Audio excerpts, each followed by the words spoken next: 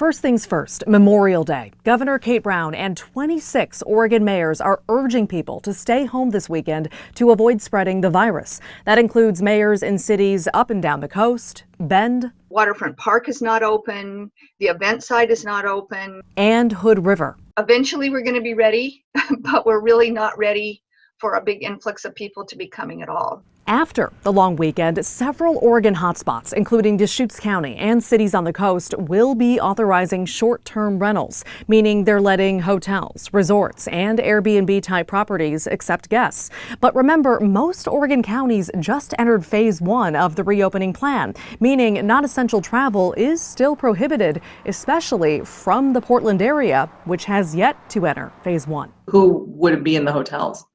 Very few. We aren't expecting a lot of people to travel.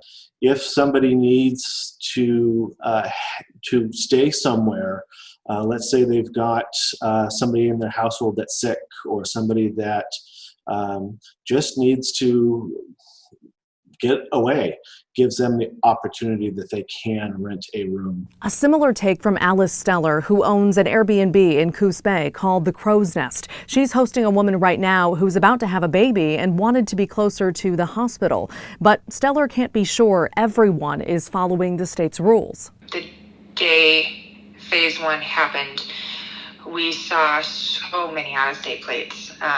Tons of plates from Idaho, tons from California, tons from Washington. So it's really busy. Moving forward, Steller says she'll follow Airbnb's plan, pushing hosts to deep clean and wait at least a day between guests. The company is also letting guests who booked before March 14th cancel and get a full refund. But for those booking after, with full knowledge of the pandemic, there's no guarantee you can get your money back if restrictions tighten up again. The company is leaving that up to each host. Finally, today, Oregon State Parks announced it will reopen some campgrounds June 9th for limited overnight camping. They haven't decided which ones. A list is expected by the end of the month. Maggie Vespa, KGW News.